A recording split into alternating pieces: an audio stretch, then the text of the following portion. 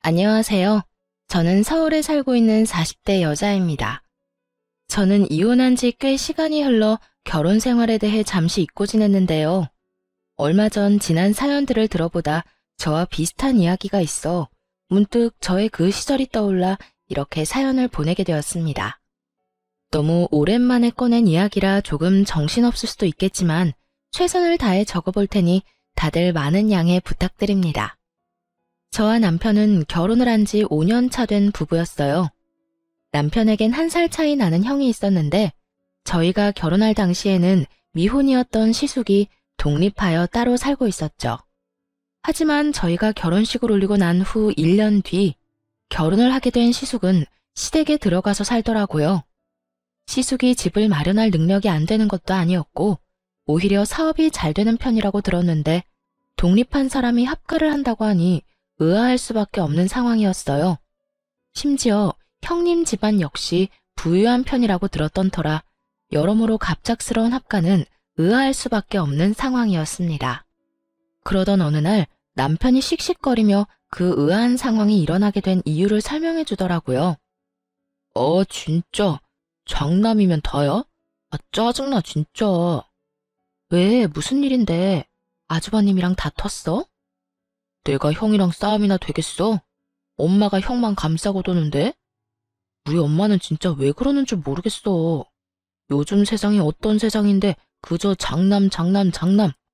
혼자 살 때도 나가 살던 형이 결혼까지 했는데 왜 합가했다는 줄 알아? 엄마가 글쎄 사업자금을 대준다고 했대. 사업자금? 아, 그래서 합가하신 거야? 그래. 사업자금 주는 조건으로 합가하라고 했대. 형이랑 형수는 신나서 들어간 거고. 이게 말이나 돼? 우리 결혼할 때는 돈이 다 묶여서 땡전 한 푼 안 주시더니 형한테는 얼마나 들지도 모르는 사업자금을 지원해 주신다는 게 말이나 돼? 어디 차남 서러워서 살겠소? 남편은 분하다는 듯 씩씩거렸고 전 비로소 아주버님과 형님이 합가한 이유를 알게 되었죠. 사실 이 이야기를 듣는데 섭섭한 마음이 들지 않았던 건 아니었어요. 그저 그뿐 다른 생각은 맹세코 하지 않았어요. 시모가 가진 돈으로 시모 마음대로 쓰겠다는데 제가 뭘 어떻게 하겠어요? 그저 그런가 보다 하고 넘기는 수밖에요. 하지만 정작 남편은 그렇지 않은가 보더라고요. 씩씩거리며 섭섭한 마음을 표현하는 것을 넘어 저에게 효도를 강요하기 시작했으니까요. 아마 저와 남편이 시모에게 더 잘하면 본인에게도 콩고물이 떨어질 거라 생각하는 듯 했습니다. 여보, 이번 주 주말에 약속 없지? 없긴 한데 왜? 왜긴 왜야. 우리 집에 가야 할 거 아니야. 가서 엄마 비위도 좀 맞추고 반찬도 좀 해주고 오자. 왜? 어머님 나한테 뭐 섭섭한 거 있으시대? 아니, 그냥 좀 잘 보이자 이거지. 갑자기 왜? 어머님한테 밉보인 것도 아니고 어머님 나 예뻐하셔. 그 정도 예쁨으로 되겠어? 형수는 지금 그 집에서 실시간으로 쉬지 않고 엄마한테 아부떨고 있을 텐데?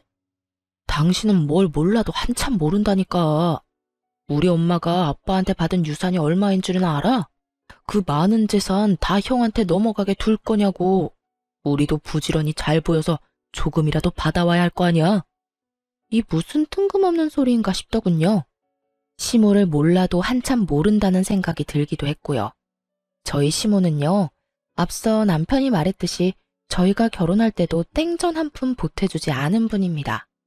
그래서 대출금 갚아나갈 제가 안쓰러웠던 부모님이 현재 저희가 사는 집을 해주셨고요. 그런 시모가 아무리 합가를 조건으로 내세웠다고 한들 시숙에게 사업자금을 내준 이유가 뭐겠어요? 차남보단 장남, 시숙에게 뭐가 됐든 더 크게 물려주시겠다는 뜻 아니겠어요? 제 눈엔 훤히 보이는 시모의 의중이 남편의 눈엔 보이지 않는 듯했고 저를 끌고 끝까지 시댁으로 데리고 가더군요. 제발 부탁이라는 말까지 하면서요. 저는 남편이 부탁이라고까지 하니 남편의 뜻에 따라주기로 했어요. 남편의 뜻대로 반찬도 만들고 시모에겐 늘 그렇듯 싹싹하게 굴고요. 남편 역시 저 못지않게 시모에게 잘하려고 했고 그렇게 몇 년 동안을 저에게 효도를 강요했어요. 그 시간 동안 제가 시모에게 잘한 건 재산 때문은 아니었어요. 남편의 부탁 때문도 있었지만 그때까진 그저 시모와 사이가 나빠 스트레스를 받는 것보단 사이가 좋은 편이 더 나을 거라 생각했고 남편의 부모님이기에 며느리로서 해야 할 도리를 다하고 싶었던 거죠. 거기에다 시모와 함께 사는 형님의 안색이 날이 가면 갈수록 좋지 않아지니 딱 발길을 끊을 수도 없더라고요. 어머님, 형님, 저 왔어요. 왔어, 동서? 어머, 이건 다 뭐야? 그렇지 않아도 바쁜 사람이 빈손으로 오지. 매번 뭘 이렇게 바리바리 싸서 와? 에이, 이 정도 반찬 만들 시간은 있어요. 저희 먹을 거 만드는 김에 조금 더 만들면 되는걸요. 그런데 형님 안색이 어디 아파요? 안색이 너무 안 좋아요. 나? 아니, 그냥 좀 피곤해서 그래. 요즘 좀 피곤하네. 혹시 임신 아닐까요? 아니야. 그냥 말 그대로 좀 피곤해서 그래. 형님은 그저 피곤하다고 했지만 아무래도 그저 피곤한 안색이 아니었어요. 하지만 그렇다고 해서 계속 캐물을 수도 없는 노릇이었죠. 그래서 전 그저 갈 때마다 반찬을 만들어가며 형님의 일손을 덜어주었고 형님은 그런 제 마음을 고맙게 받아주곤 했어요. 제가 이렇듯 효도를 가장해 형님에게 도움을 주는 사이 남편은 시모에게 잘 보이려 갖은 노력을 하더군요. 엄마, 아들 왔어. 왔니? 바쁠 텐데 뭘 이렇게나 자주 와? 자주는 무슨? 생각 같아서 나도 들어와서 살고 싶은 걸 참고 있으니까 그런 섭섭한 말 하지 마. 아픈 데는 없지? 식사는 하셨어? 오늘도 엄마 며느리가 엄마 드시라고 반찬 만들어 왔어. 엄마 둘째 며느리 음식 좋아하시잖아. 나밖에 없지? 음식은 며느리가 만들었는데 생색은 왜 자기가 낸대? 웃기는 녀석일세. 둘째야, 고생했다. 매번 이렇게 싸우는 거 힘들지 않아? 네, 괜찮아요. 저희 거 하는 김에 더 하면 되는 거예요.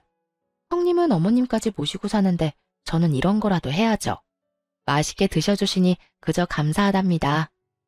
모시고 살기는 무슨, 내가 모시고 사는 거지. 내 집에서 내 돈 쓰면서 편하게 사는데. 이런 분위기로 만들려고 한 말은 아니었는데 순식간에 찬물 엎은 분위기가 되어버리니 어찌해야 할 바를 모르겠더라고요.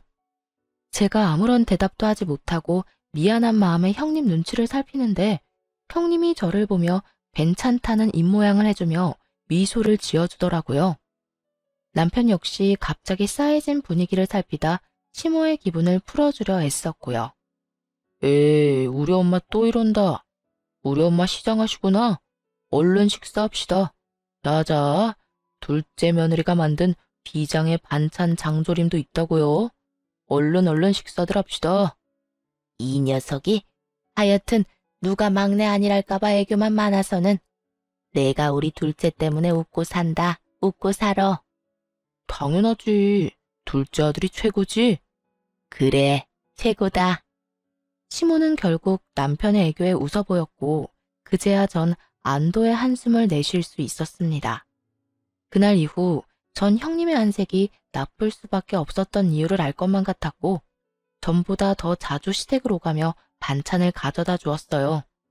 아마 모르긴 몰라도 시모의 시집살이로 형님이 고된 것 같은데 먹거리 걱정이라도 덜어주고 싶었던 것이었죠. 제가 이렇게 하는 만큼 남편 역시 노력하고 있었지만 시모는 여전히 남편에게 최고라는 말만 할 뿐 남편이 바라는 그 어떤 것도 주지 않고 있었죠. 그렇게 시모가 가지고 있던 건물은 하나 둘 처분해 시숙의 사업자금으로 들어가고 있었고 남편은 점점 초조해하더군요. 이번에 또 건물 내놨다고 하던데. 이제 진짜 얼마 안 남았어. 형은 도대체 뭔 사업을 어떻게 하길래 돈이 그렇게나 드는 걸까? 난들 알겠어? 나도 사업의 사자도 모르는 사람인데? 그냥 뭐 사업 확장하거나 새로운 아이템 개발 중이거나 그렇겠지. 원래 사업하면 돈 많이 든다고들 하잖아. 남 이야기해? 당신이 왜 그렇게 태연해? 난 하루하루가 피가 마른다고. 이제 정말 며칠 안 남았는데 저러다 형한테 다 주면 어떡해 해. 어떻게 하긴 어쩔 수 없는 거지. 그러지 말고 당신도 이제 마음 내려놔. 주시면 감사하게 받고 아니면 어쩔 수 없는 거지. 당신이 그렇게 애타게 빈다고 해결될 문제가 아니잖아. 나도 알아, 안다고. 그래도 욕심이 나는 걸 어떻게 해? 아쉬운 마음이 드는 걸 어떻게 하냐고. 당신은 정말 욕심 안 나? 안 아쉬워? 나도 사람인데 욕심 나고 아쉽기도 하지. 그 건물 한 채면 이렇게 힘들게 회사 생활 안 해도 될 텐데 싶은 순간도 있고. 그런데 어쩔 수 없는 일이잖아. 내가 노력한다고 한들 안 되는 일인 걸 어쩌겠어? 확실하지도 않은 일에 헛된 희망 품으면서 괜한 시간 낭비하고 싶지 않아. 그러니까 당신도 조금만 내려놔. 그래야 당신도 스트레스 덜 받지. 남편은 입을 삐죽이며 알겠다고는 했지만 전혀 조금도 안 사람 같지 않았어요. 그 뒤로도 여전히 시모를 떠보기도 하고 부동산을 돌아다니며 매물들을 확인하는 것 같았거든요. 이런 남편의 모습이 한심한 적도 많았지만 남편의 마음을 전혀 이해하지 못하는 것도 아니었기에 그저 지켜만 봤습니다. 저는 당사자가 아니라서 그러려니가 될 수 있지만 당사자인 남편의 입장에선 같은 자식인데 오로지 시숙에게만 그 많은 재산이 들어가니 시샘 날만하다는 생각도 있었으니까요. 하지만 마지막 건물이 남았을 때 남편은 애가 탈 대로 탄 것인지 저에게 화를 내며 선을 넘기 시작하더군요. 당신은 도대체 엄마한테 어떻게 하고 있는 거야? 잘하고 있는 건 맞아? 남편의 신경질적인 목소리에 저 역시 그간 참아왔던 화가 터져버렸고 목소리가 절로 날이 선 채로 흘러나왔어요. 보면 몰라? 나 정도면 며느리 중에서도 잘하는 편이야. 자주 전화해서 안부 인사도 하고 음식 맛있게 되면 가져다 드리기도 하고 말이야. 이 정도면 됐지 뭘 얼마나 더 하란 말이야. 더 해, 더 하라고. 엄마 입안에 혀처럼 굴란 말이야. 건물 이제 한 채 남은 거 알지? 당신이 그 정도는 해야 그 건물 나한테 줄 거 아니야. 그 건물 받으면 나 혼자 좋은 줄 알아? 당신한테도 좋은 일이라고. 이쯤 되니 남편의 정신 상태가 궁금했어요. 재산 바라고 부모에게 잘하는 게 그게 효도가 되나요? 그리고 사지 멀쩡한 사람이 오로지 시모 재산만 바라고 자기 일엔 최선을 다하지도 않는 것도 이해가 되지 않았고요. 더는 차별받아 할 수 있는 당연한 시샘이 아니라 그저 시모의 재산을 물려받지 못해 환장한 사람처럼 보이기까지 했어요. 그래서 전 남편에게 좀 더 단호하게 말해주었습니다. 정신 차려 제발. 그 건물 우리 주시면 좋겠지 왜 안 좋겠어? 그런데 그걸 바라고 어머님께 과하게 잘하고 잘 보이려고 애쓰고 그런 건 아닌 것 같아. 어머님이 생각해 보시고 우리한테 주시고 싶으시면 주시겠지. 그러니까 당신도 좀 그만해. 어떻게 온 정신이 전부 어머님 재산한테 가 있어? 당신 들어보니까 요즘에 일처리도 제대로 못한다며. 당시에 저는 남편과 같은 회사지만 다른 부서에 일하고 있었고 남편의 일처리가 얼마나 개판이었는지 전혀 상관도 없는 제 부서까지 남편의 이야기가 전해지는 상황이었죠. 이대로 가다간 곧 해고당해도 이상하지 않은 상황이었던 터라 저는 결국 참았던 화를 내며 남편에게 한마디 하게 되었던 것이었습니다. 조금이라도 생각이 있는 사람이라면 반성하며 부끄러워하기라도 해야 할 텐데 남편은 오히려 그깟 회사 잘려도 상관없다며 큰 소리를 치더라고요. 그깟 회사 잘려도 상관없다고. 내가 평생 일해도 그 건물 살 수 있을 것 같아? 차라리 회사 그만둘까 봐. 그만두고 엄마 비서나 할까? 이 무슨 말도 안 되는 소리인지 모르겠더라고요. 아니, 도대체 가정주부인 시모에게 비서가 왜 필요한가요? 저는 도무지 이해가 되지 않았고 더 이해되지 않는 건 이 모든 말이 남편의 진심이라는 것이었어요. 정신 나간 말을 하는 남편의 눈이 기대감에 차 반짝이고 있었거든요. 전 그런 남편에게 고함을 빽 질러버렸어요. 당신 정말 미쳤어? 정신 좀 차려 제발. 그리고 어머님이 일을 하는 것도 아니고 가정주부가 비서가 왜 필요해? 다시 한번 그딴 말 하기만 해. 효도고 나발이고 시댁에 발길도 하지 않을 테니까. 뭐? 당신 진심 아니지? 진심이야. 난 당신처럼 어머님 재산 바라지도 않아. 내 몸 멀쩡한데 내가 쓸 만큼만 벌면 되지. 난 그저 당신 엄마니까 그 감사함으로 어머님께 잘하려고 한 거지. 당신처럼 재산 바라고 이때껏 그랬던 거 아니었다고. 그러니까 당신도 더는 이상한 말 하지 말고 회사 일에나 신경 좀 써. 알겠어? 알겠어. 그런데 당신 이때까지 했던 것처럼 우리 집에 잘할 거지?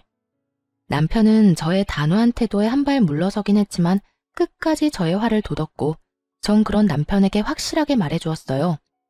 당신 한 번만 더 그딴 소리 물으면 나 다신 어머님께 전화도 안 한다. 그리고 어머님 재산 이야기도 다신 꺼내지 마. 그딴 이유로 나한테 잘하라고 하는 거면 나 진짜 어머님이랑 확 싸워버릴 거니까. 알겠어? 알겠어. 남편은 여전히 정신을 차리지 못한 듯 했지만 적어도 저에게 더는 이상하고도 정신 빠진 소리는 하지 않더라고요. 불안하기도 했지만 한편으론 제 눈치를 보느라 일은 제대로 하는 것 같으니 다행이다 싶긴 했습니다. 그렇게 불안하지만 평화로운 나날들이 지나가고 있었고 저는 건물에 대해선 까맣게 잊은 채 지내고 있었어요. 그런데 어머님께 전화가 오더라고요. 남편과 그런 일이 있고 난 뒤 일부러 시모와 거리를 둔 것도 있긴 했지만 일도 바빠졌던 터라 통화한 지 오래되어 조금은 반가운 마음으로 전화를 받았어요.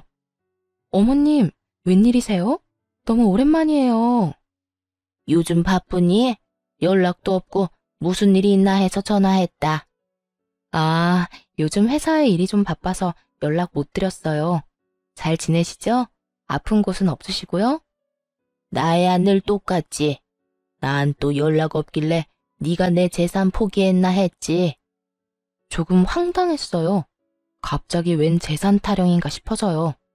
결혼 이후 단 한 번도 시모에게 재산 이야기를 꺼낸 적도 없었기에 더욱 황당했죠. 그래서 전 시모에게 황당하다는 듯 웃으며 되물었어요. 근데? 어머님, 그게 무슨 말씀이세요? 전 어머님 재산 바란 적 없는데요. 그러니? 난 네가 반찬도 만들어 오고 나한테 잘하길래 내 재산 바라고 그러는 줄 알았지. 그런 마음으로 한 행동 아니에요, 어머님. 그저 전 며느리 된 도리를 지키려고 했던 것뿐이에요. 반찬이야 매번 말씀드렸던 대로 저희 거 하는 김에 좀 더 해서 가지고 갔던 거고요. 그러니까 그렇게 말씀하지 마세요. 저 조금 섭섭해지려고 해요. 그러니? 네 남편은 생각이 좀 달라 보이던데 넌 아니라니 그리 믿으마. 하여튼 내일 주말인데 어디 가니? 내일이요? 정해진 건 없는데 왜 그러세요?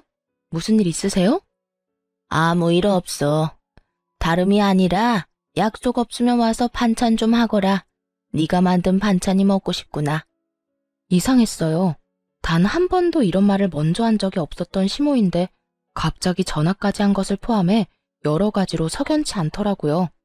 왜인지 이상한 예감이 들기도 했고요.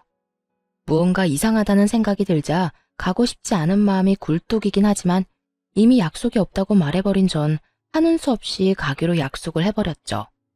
그러면 내일 그이랑 같이 갈게요. 그래, 먹고 싶은 거 문자로 보낼 테니 올 때 대충 장 좀 봐오고. 네, 어머님. 전화를 끊자마자 시모에게선 먹고 싶은 음식 리스트들이 왔고 대부분 시모가 좋아하는 음식이 아닌 형님이 좋아하는 음식들이더군요. 더욱 싸한 기분이 들었지만 일단 전 남편과 함께 장을 봐 시댁으로 가게 되었습니다. 길게 생각해봤자 답은 없고 일단 가서 어떤 일이 일어나고 있는지 제 눈으로 확인하는 것이 빠르다는 생각에서였죠. 그렇게 전 온 신경이 곤두서 있는데 이러한 제 생각은 전혀 모르는 남편은 그저 제가 장까지 봐서 오랜만에 시댁에 간다는 사실에 한껏 신이 났더라고요. 여보, 무슨 바람이 불어서 우리 집에 가자고 했어? 이렇게 장까지 봐서 말이야. 어머님이 좀 오라고 전화 왔더라고. 나는 마음이 심란한데 당신은 그저 신나? 나는 신나지. 그동안 당신이랑 우리 집 가고 싶었는데 당신이 싫다고 할까봐 말도 못 꺼내고 있었는데 이렇게 당신이 먼저 우리 집에 가자니까 당연히 신나지 않겠어? 그런데 당신은 왜 심란해? 그냥 느낌이 안 좋아. 꼭 무슨 일이 일어날 것만 같은 기분이야. 일어날 일이 뭐가 있어. 그냥 엄마가 당신 음식 먹고 싶은가 보지. 아, 당신은 참 좋겠다. 그렇게 온 세상이 간단하고 밝기만 해서 부럽다 부러워. 남편은 저의 비꼬는 말에도 그저 신나서 이리저리 방방 뛰어댔고 전 그런 남편을 끌고 시댁으로 향했어요. 시댁에 도착하니 집골이 말 그대로 엉망진창이더라고요. 늘 모델하우스처럼 깨끗한 상태를 유지하는 집이었는데 바닥엔 머리카락이 굴러다니고 설거지는 산처럼 쌓여있는데도 욕실엔 마땅한 수건 한 장이 없더라고요. 전 깜짝 놀라 섣불리 아무것도 건드리지 못하고 있었고 남편은 시모를 부르더군요. 남편의 부름에 시모는 눈을 비비며 안방에서 느긋하게 걸어 나왔고요. 엄마! 엄마! 왔니? 깜빡 잠들었네. 언제 왔니? 막 왔어. 그런데 집골이 왜 이래? 평수는? 남편은 당연스럽게 형님에 관해 물었고 시모는 남편의 말에 대답하기도 싫다는 듯 저를 향해 몸을 돌리며 이렇게 말을 하더군요. 둘째야, 장 봐온 건 주방에 두고 일단 청소부터 좀 하거라. 빨래도 해야 하고 여러 가지도 엉망이야. 집안일 좀 대충 하고 그리고 음식 만들려무나 부탁 좀 하마. 네? 아, 네. 왜 제가 해야 해요? 이딴 말은 나오지도 않았어요. 집안 상태가 심각한 만큼 시모의 표정도 심각했고 전 그저 네라는 대답밖에 나오지 않았어요. 그렇게 전 쌓여있는 집안일들을 하고 음식들을 해냈고 상을 다 차리고 나니 시모가 이렇게 말하더군요. 어머님, 식사하세요. 그래. 다 했니? 고생했다. 그런데 오늘은 이만 집에 가거라. 밥은 다음에 같이 먹자꾸나. 이건 도대체 무슨 경우인가 싶더라고요. 하루 종일 뼈 빠지게 집안일 시키고 음식까지 다 만들어서 상까지 차렸더니 이제 와서 밥도 먹이지 않고 집에 가라뇨. 심지어 저녁 시간대가 지나도 한참 지난 시간이라 당연히 저녁밥을 먹고 간다고 생각했던 터라 이만 집으로 돌아가는 시모의 말은 황당하기까지 했어요. 남편 역시 저와 생각이 같았는지 시모에게 되물어보더라고요. 집에 가라고? 저녁 먹고 집에 가라는 게 아니라?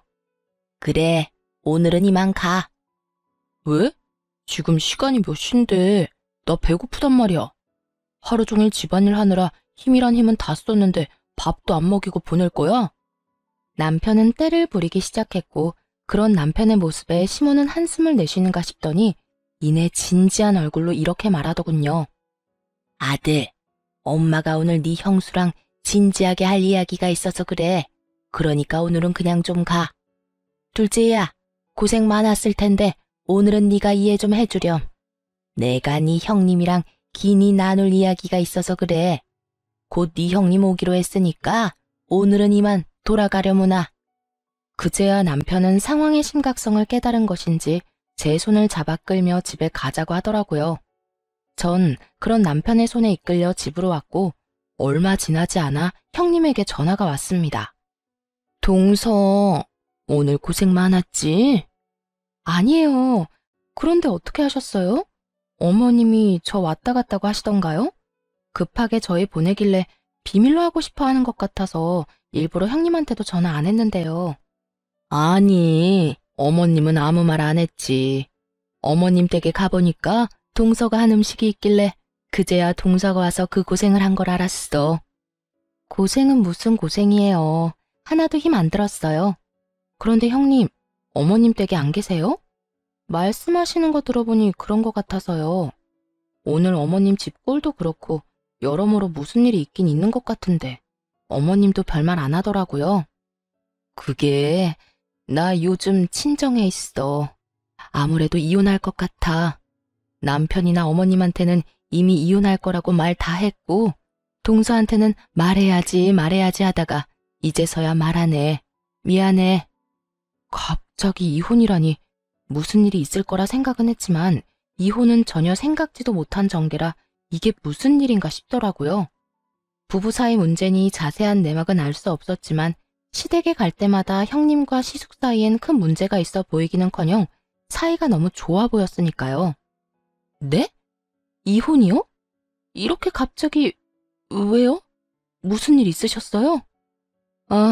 아무래도 난 사업하는 남자랑 안 맞는 것 같아. 어머님도 한몫했고 동서는 잘 모르는데 어머님 이제 얼마 남지도 않은 재산 가지고 얼마나 생색내는 줄 알아? 날 무슨 하녀처럼 부려먹는다니까. 남편이란 놈은 사업에 미쳐서 자기 마누라가 당하든 말든 돈만 나오면 된다고 생각하고 살고 나도 지쳤어. 전 전혀 몰랐어요. 매번 어머님 댁에 갈 때마다 형님이랑 아주버님이랑 표정 밝으셔서 그런 쪽으론 생각도 못했어요.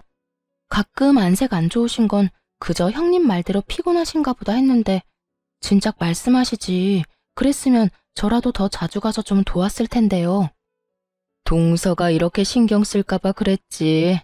동서 성격에 내가 힘들다고 하면 당장이라도 달려와서 이것저것 돕는다 할 게 뻔하니까.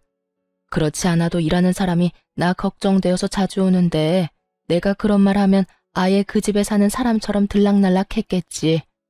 그나저나 앞으로 어머님이 동서를 많이 괴롭힐 거야. 종처럼 부려먹던 내가 없으니까 이젠 동서를 가만두지 않을 거야. 그래서 하는 말인데 절대로 어머님이 하라는 대로 시키는 대로 다 하지 마. 순순히 시키는 대로 다 하면 그래도 되는 사람이라 생각하고 막대할 거니까. 알겠지? 상황이 이렇게 돼서 미안해, 동서. 평소 형님과 사이가 좋았던 게 이럴 땐 큰 도움이 되더라고요. 형님은 그 뒤로도 나에게 당부와 걱정 어린 우려들을 긴 시간 쏟아내 주었고 전 형님 덕에 그간 몰랐던 시모의 모든 것을 알게 되었습니다. 시모는 그간 형님을 종 부리듯 사람을 부려먹었다고 하더라고요. 시모는 정말 손가락 하나 까딱하지 않았고 형님이 너무 힘이 들어 인상이라도 찌푸리는 날엔 불호령이 떨어졌다고 했어요. 남편 잘 만나서 넓은 집에서 호강하는 주제에 그 정도 일이 힘드냐면서요. 그러면서 그런 식으로 힘든 티 내면 정말 삶이 힘들게 만들어주겠다고도 말했다더군요. 시숙의 사업 자금을 끊어버리겠다는 말이었죠. 형님은 시숙의 앞길을 막을 수 없었기에 그저 시모가 시키는 대로 호구처럼 살았고 이 모든 상황을 시숙은 뻔히 다 알면서도 그저 지켜봤다고 하더군요. 그런 날들이 반복되자 형님은 결국 폭발해버렸고 시모와 대판 싸우고 집을 나와버렸다고 했어요. 그러면서 하는 말이 앞으로 제가 타깃이 될 테니 조심하라고 당부 또 당부해 주더라고요. 형님의 말을 들으면서도 설마 나에게까지 그런 짓을 할까 했는데 상황은 형님의 말처럼 흘러가더군요. 그간 저에게 먼저 연락을 잘 하지도 않던 시모는 틈만 나면 저에게 연락을 해 이것저것 시켜 먹으려고 들더라고요. 둘째야, 오늘 회사 마치고 집으로 좀 오거라. 오늘이요? 그래, 오늘. 와서 화장실 청소도 좀 하고 수건도 좀 삶거라. 수건이 영 시원치가 않아. 푹 삶아야 때도 지고 뽀송뽀송하기도 하고. 아, 그리고 오는 김에 장도 좀 봐오고. 돈은 오면 줄 테니 장 보는 김에 과일도 좀 넉넉히 사와. 과일도 다 떨어져 가니까. 알겠지? 그러면 오는 걸로 알고 끊으마. 말이 좋아야 부탁이지. 이건 뭐 앞으로 절 호구 취급을 하겠다는 선포와도 같더군요. 형님에게 들은 말이 없었다면 그놈의 며느리로서 해야 할 도리라고 생각하며 호구 잡히는 줄도 모르고 시댁으로 갔겠지만 들은 말이 워낙 많았던 저는 시모에게 뭐 하나라도 효도하고 싶어 안달이 난 남편에게 전부 넘겨버렸어요. 바보 같은 남편놈은 아무것도 모르고 신나서 시댁으로 달려갔고 그럴 때마다 시모는 저에게 연락이 와 형님에게 그랬던 것처럼 재산 타령을 하기 시작했어요. 내가 오늘 너한테 오라고 하지 않았니? 왜 네가 안 오고 내 아들을 보내? 제가 뭘 할 줄 안다고. 제가 가려고 했는데 일이 워낙 바빠서요. 너희 같은 회사지 않니? 너는 바쁜데 네 남편은 한가해? 말이 되는 변명을 해야 믿는 척이라도 하지. 어머님, 남편이랑 저랑 부서가 달라요. 부서마다 하는 일도 다르고 일이 다르니 바쁜 시기도 다르고요. 요즘은 우리 부서가 유난히 바쁘고 남편 부서는 한가한 편이라서 그래요. 정 못 믿겠으면 남편한테 물어보세요. 됐다. 그걸 못하러 물어봐. 뭐 중요한 거라고. 하여튼 앞으로 내가 부르면 제깍제깍 달려오거라. 그래야 내가 너 하는 짓이 예뻐서라도 하나 남은 건물 네 남편한테 주지 않겠니? 그러니까 나한테 잘해. 시키는 대로만 잘해도 긍정적으로 잘 생각해 볼 테니까. 재산에 눈꼽만큼도 관심이 없었던 저에게 시모의 이런 말들이 무서울 리가 없었고 그랬기에 전 말 같지도 않은 말들을 한 귀로 듣고 한 귀로 흘려버렸습니다. 그렇게 시모가 저를 부르면 저는 남편을 보내버리는 일상이 반복되고 어느 날은 시모에게 한 소리 들은 남편이 저에게 화를 내더라고요. 아, 당신! 이때까지 우리 엄마가 나 부른 게 아니라 당신 부른 거라며? 당신은 나 부른 거라고 했었잖아. 누굴 불러서 누가 가든 그게 무슨 상관이야? 누구라도 가서 집안일 했으면 됐지. 그리고 당신 엄마 집 일인데 꼭 나만 가서 해야 한다는 법이라도 있어? 누구든 시간 남고 마음 가는 사람이 가서 하면 되는 거지. 엄마가 싫다잖아. 엄마가 나 말고 당신 보고 오래. 오늘도 나한테 얼마나 짜증냈는 줄 알아? 마누라 말이라면 똥도 먹을 놈이라는 말까지 했다고. 앞으로는 엄마가 부르면 당신이 가. 당신이 가서 집안일을 하든 엄마 어깨를 주물러 주든 엄마가 시키는 일은 당신이 하란 말이야. 저는 이 말이 꼭 앞으론 시모의 하녀로 살라는 말처럼 들려 기분이 너무 나쁘더라고요. 제가 강아지도 아니고 오라가라 하면 그 말을 다 들어야 하나요? 하물며 집에서 키우는 강아지도 자기 기분 나쁘면 무시하고 들은 척도 안 하는 마당에 이 무슨 개보다도 못한 취급인가 싶었어요. 여보, 내가 진짜 마지막으로 말하는 거니까 잘 새겨들어. 효도를 하고 싶거든 당신이 직접 해. 괜한 사람 괴롭히지 말란 말이야. 나 요즘 일하느라 정신없어서 시댁까지 신경 쓸 여유도 없고 일이 한가하다고 한들 시댁 일 도맡아서 할 생각도 없어. 특히 당신처럼 재산 바라고 하는 효도? 난 더 이상 하고 싶지 않아. 그러니까 나한테 강요하지 마. 제 말에 남편은 기분이 상해버렸는지 빈정거리며 가소로운 협박을 하더라고요. 어이구 무서워라. 어디 겁나서 효도하라는 말이라도 할 수 있겠어? 그래, 나도 좋다 이거야. 앞으로 당신한테 절대 우리 집에 가라는 말 안 할게. 안 하면 되잖아. 대신 우리 엄마한테 건물 물려받으면 당신은 국물도 없으니까 그런 줄 알아. 10원짜리 하나 주지 않을 테니까 그때 가서 섭섭해하지나 말라고. 30살 넘은 남자가 어쩌면 이렇게도 유치한지. 정말 제가 남편을 데리고 사는 것인지 3살짜리 아들을 데리고 사는 것인지 헷갈릴 지경이었어요. 아니 3살짜리라면 귀엽기라도 하지.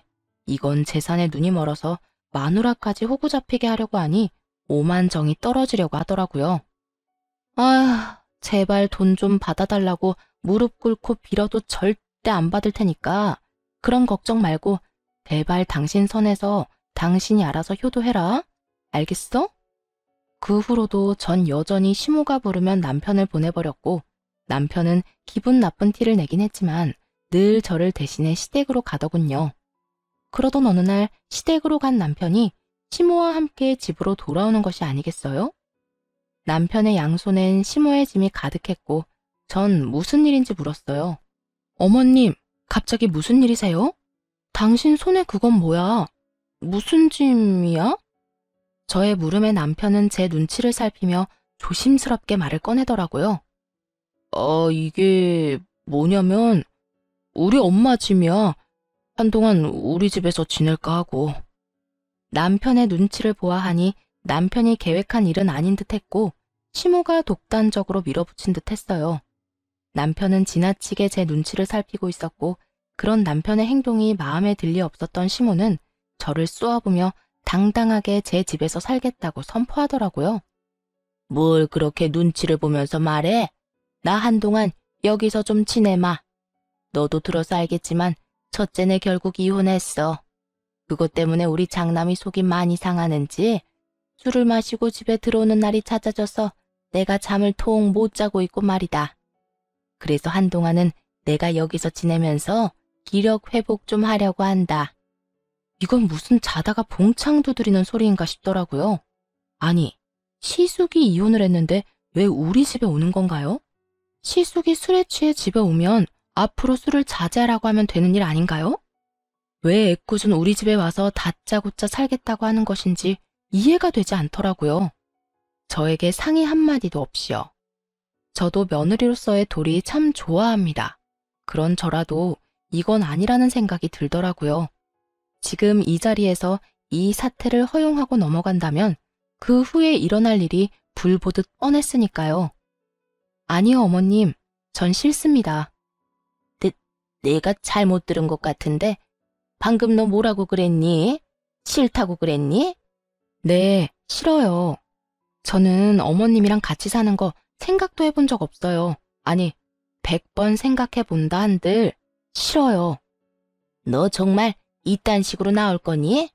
내가 여기서 평생 산다는 것도 아니고 잠시 좀 지내다가 가겠다는데 그것도 안 된다 이 말이니? 시모는 저의 당돌함이 어이가 없다는 듯 되물어오더라고요. 마치 당연히 네가 해야 할 일인데 왜 안 된다고 하는지 이해가 되지 않는다는 투로요. 전 그런 시모의 말투가 더욱 마음에 들지 않았고 제대로 알아듣도록 더욱 강하게 말을 했어요. 네, 싫어요. 어머님은 잠깐이라고 하지만 그 잠깐이 1년이 될지 10년이 될지 누가 알겠어요? 어머님 형님께도 잠깐만 같이 살자고 해놓고선 4년을 부려먹으셨다면서요. 전 죽어도 그렇게는 못 사니까 그런 줄 아시고 돌아가 주세요. 전 단호했고 그런 저의 태도에 남편이 더 놀라 저를 뜯어말리기 시작하더군요. 당신 미쳤어? 엄마한테 지금 그게 무슨 말이야? 말투는 또 그게 뭐고? 얼른 사과드리지 못해? 얼른 싹싹 빌고 엄마가 쓸 빵 청소나 해. 얼른. 싫어. 내가 왜 그래야 하는데? 그리고 당신 잊었나 본데 여기 우리 집에서 해준 내 집이야. 명의도 내 명이라고. 이딴 집 몇 푼이나 한다고 이 유세인지 모르겠네. 그래, 네가 나가라니 내가 나간다마는 이 한 가지는 똑똑히 알아둬라. 내가 이 집에서 한 발이라도 나가는 순간 내 아들도 이 집에서 나가는 거야. 이 말이 무슨 말인 줄 아니? 네가 날 이 집에서 내보내면 내가 너희 이혼시키겠다는 말이야. 그래도 내가 이 집에서 나가길 바라니? 넌 절대 날 이 집에서 내보내지 못해. 라는 시모의 속마음이 들리는 듯 했어요. 착각도 유분수지. 어떻게 저런 착각을 할 수 있는 것인지 참 황당하더라고요. 여기서 시모를 따라 나가 저하고 이혼을 하겠다는 남편이면 저도 그깟 이혼 웃으면서 할 수 있다는 걸 시모는 전혀 모르는 듯 했어요. 남편 역시 마찬가지였고요. 전 아주 큰 착각을 하고 있는 두 사람을 향해 이렇게 말했어요. 네? 그래도 상관없으니 지금 당장 나가주세요. 당신도 마찬가지야. 어머님 말씀대로 내가 어머님 나가라고 해서 나랑 이혼할 생각이면 지금 당장 짐들 다 싸들고 가. 2번 다신 짐 핑계로 이 집에 들락날락하는 일 없게. 들었지? 아들, 당장 짐 챙겨. 네 마누라가 겁대가리 없이 짓거리는 거 보니까 이참에 버릇을 단단히 고쳐줄 필요가 있겠구나. 어디 법원 가서도 그리 당당할 수 있는지 두고 보자. 두 여자의 진심 가득한 선포에 남편은 잠깐 멈칫한다 싶더니 이내 시모의 강한 눈빛 한 번에 짐을 다 챙겨 시모의 뒤를 따라 집을 나가버리더라고요. 오만정이 떨어졌던 남편이긴 했지만 이혼만은 하기 싫어 마지막 기회를 줬던 것인데 그 기회를 발로 뻥 차버리는 남편을 보며 저 역시 굳게 마음을 다잡게 되었죠. 쇳불도 당김에 빼라고 전 남편이 집을 나간 바로 다음 날부터 이혼 준비를 시작해 남편에게 통보해버렸습니다. 여기 이혼 서류 도장만 찍으면 돼. 기어코 이혼을 하자고? 당신도 짐까지 싸서 나갔을 땐 이 정도는 각오했던 거 아니었어? 위자료, 재산 분할 잘 살펴봐. 소송까지 하려면 그래도 되고. 난 당신이 어떻게 하든 다 준비돼 있으니까. 그런데 될 수 있으면 빨리 끝내고 싶으니까 합의를 하든 소송을 하든 잘 생각하고 결정 빨리 내려줬으면 좋겠어. 당신이야말로 잘 생각해. 당신 나 없이 살 수 있어? 나랑 이혼하면 회사는 어떻게 다니게? 자신 있어? 정말 나랑 이혼할 수 있겠어? 그까짓 이혼이 뭐라고? 해야 할 상황이면 그냥 하는 거지. 그리고 착각 좀 하지 마. 나 당신 없이 잘 살 수 있고 내가 잘못해서 하는 이혼도 아닌데 회사 생활까지 걱정해야 하는 거야? 요즘 세상에 이혼 좀 한다고 별 문제될 게 있겠어? 그러니까 이상한 걱정하지 말고 결정이나 빨리 해. 남편은 한치의 흔들림도 없는 저를 보며 차라리 잘 됐다는 듯 이혼에 동의하더군요. 조건도 제가 내세우는 대로 다 해준다면서요. 그래, 하자. 당신 말대로 그까짓 이혼 하면 되지 뭐. 조건도 당신이 원하는 대로 다 해줄 테니까 빨리 이혼해. 그까지 푼 돈 얼마든지 줄게. 어차피 난 엄마한테 건물 받을 건데 그깟 돈 아껴서 뭐 하겠냐? 그래, 참 부럽네. 그 건물 부디 꼭 당신이 받길 바래. 그러면 합의한 걸로 알고 있을게. 법원에서 보자. 그렇게 전 다른 분들에 비해 비교적 빠르고 깔끔하게 이혼을 할 수 있었습니다. 결혼 생활 내내 저를 괴롭게 만들었던 시모의 재산은 결국 저의 이혼에 큰 도움이 되더군요. 전 남편이 정말로 저의 뜻대로 제가 내세운 조건에 맞춰 이혼을 해주었으니까요. 정말이지 그 재산에 감사한 마음이 다 들더군요. 그렇게 이혼이 확정되던 날, 전 남편은 저를 보고 비웃으며 이렇게 말하더군요. 멍청하긴. 가만히 있으면서 엄마하고 내가 시키는 대로만 했어도 돈방석에 앉았을 텐데 괜한 고집부리다 이혼녀 딱지나 붙게 되고 꼴 좋다. 나만 이혼녀 됐다는 듯이 말한다. 내가 이혼녀면 당신은 이혼남이야. 그리고 돈방석? 그래, 어디 두고 볼게. 당신이 돈방석에 앉게 될지 아니면 쪽박을 차게 될지 당신이야말로 후회하지 마. 왜 이렇게까지 말을 했냐고요? 다 이유가 있었어요. 사실 전 시모가 가진 것은 아무것도 없는 상태였거든요. 형님에게 들은 바로는 전 남편이 철석같이 믿고 있는 건물마저 진작 처분해 시숙에게 투자한 상태였고 시숙은 그마저도 날려먹었다고 하더라고요. 사업이 잘 돼서 끊임없이 자금을 주고 있었던 것이 아니라 차리는 족족 망해서 끊임없이 자금을 퍼붓고 있었던 것이었어요. 연달아 사업을 말아먹은 시숙은 날마다 술을 퍼마시고 다니고 있었고 그 꼴이 보기 싫어 시모는 제 집까지 온 것이었어요. 처음부터 이러한 사실을 전 남편에게 숨기려고 한 것은 아니었어요. 처음엔 이런저런 일로 피곤해서 말하지 못했고 그 뒤론 정말 새카맣게 잊어버려 말을 못하고 있었던 것이죠. 그런데 그 뒤로 많은 일들이 일어나며 이혼까지 하게 되었으니 더욱 말할 필요가 없어진 상황이었어요. 후회? 내가 후회를 왜 해? 내가 너처럼 멍청한 줄 알아? 난 적어도 내 밥그릇은 내가 알아서 챙겨. 너처럼 눈앞에서 놓치지 않는다고. 그러니 너나 땅을 치고 후회하지 마. 이렇듯 끝까지 저에게 헛소리만 하는 전 남편을 보며 후회할 사람은 너라는 말을 속으로 얼마나 되뇌었는지 모릅니다. 이혼을 하고 난 후 전 남편, 시모 모두를 바로 차단해버렸습니다. 혹시나 하는 상황에 대비해 집도 세를 줘버렸고 회사도 이직을 해 다른 지역으로 이사까지 와버렸죠. 그 후 형님에게 전해 들은 바로는 재산을 전부 시숙에게 투자한 것을 알아버린 전 남편이 저를 찾아 나섰다고 하더라고요. 제가 연락이 되지 않자 형님에게까지 연락이 와 재산은 전부 날린 것이 맞냐, 정말 저와는 연락이 되지 않냐 등등 몇 번이고 물었다고 했어요. 저를 찾아다니는 검은 속내는 뻔했어요. 전 남편은 저에게 위자료를 주기 위해 대출까지 받은 상태였고 그거에다 시모에게 속아 퇴직금까지 미리 받아 시숙에게 다 줘버려 빚쟁이 신세였거든요. 그러니 어떻게 해서든 저에게 들러붙어 어떻게 해서든 한 푼이라도 받아가려 저를 찾아 나선 게 뻔히 보이지 않겠어요? 전 시모도 전 남편과 처지가 별반 다르지 않다고 하더라고요. 어머님도, 아니, 그 아줌마도 별반 다르지 않아. 있는 재산 다 첫째 아들한테 다 갖다 주고 깡통 차니까 둘째 아들 돈까지 끌어다 난리를 부리다가 이혼까지 하게 만들었으니 어쩌겠어? 그냥 빚쟁이 두 아들 둔 빚쟁이 엄마가 된 거지. 하나 있던 집까지 다 말아먹고 요샌 단칸방 월세살이 한다고 하더라. 다 큰 아들 둘 끌어안고 오순도순 잘 살아보라지 뭐. 동서는 이제 이쪽으론 신경도 쓰지 말고 관심도 주지 말고 거기서 잘 살아. 나도 이제 그 집 신경도 안 쓸 거야. 세 인간 모두 빚쟁이가 되었다는 말을 듣는데 참 잘된 일이다 싶었어요. 그렇게 재산 믿고 사람을 괴롭혀대더니 딱 어울리는 벌이다 싶었으니까요.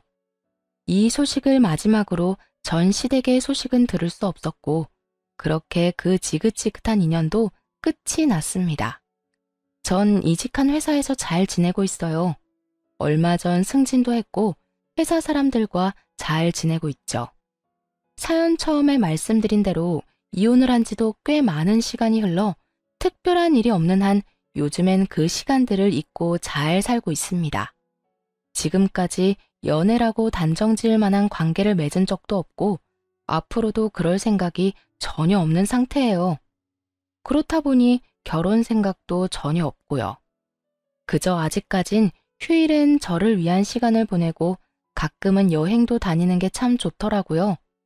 생각보다 혼자 하는 여행길에서 제가 보고 느끼는 많은 것들이 더 큰 의미가 있다는 생각에 한동안은 계속 혼자 지내보려 합니다.